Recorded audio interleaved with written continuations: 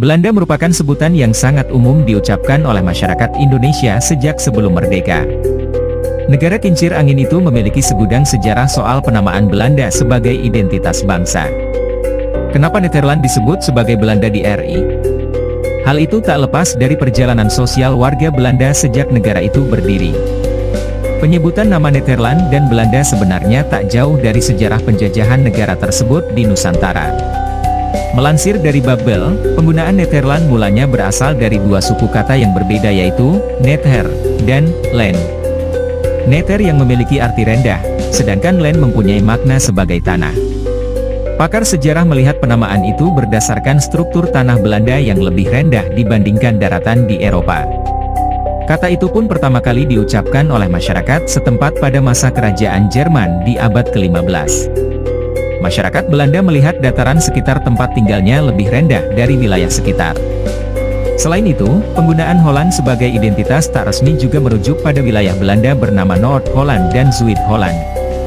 Holland berasal dari kata Houtland yang berarti Wodenland, seperti dilansir dari Britannica.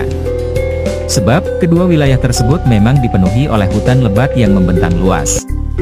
Warga asing yang berkunjung ke Belanda pun menggunakan kata Holland sebagai rujukan identitas masyarakat yang bermukim di wilayah itu. Kata Belanda yang digunakan masyarakat Indonesia sebenarnya berawal dari Holland. Holland yang dikenal oleh warga asing sebagai sebuah wilayah juga digunakan oleh masyarakat Portugis. Kolonial Portugis yang mengenal Holland menyebutnya sebagai Hollanda. Sebelum kolonial Belanda, orang-orang Portugis telah lama tiba di Indonesia untuk berdagang. Menurut artikel jurnal Philip Drang yang bertajuk, Ancis Portugis memang diserap oleh masyarakat Indonesia selama masa pendudukan kolonial Portugis. Artikel itu juga menyebut berbagai perbendaharaan kata Indonesia yang meminjam kosakata dari Perancis Portugis. Alhasil pengucapan Hollanda dari Portugis diserap oleh warga Indonesia untuk mengidentifikasi penjajah Belanda. Pada catatan sejarah lain, masyarakat Indonesia juga menyebut orang-orang Belanda sebagai Londo. Dalam bahasa Jawa, Londo berarti orang asing atau pendatang.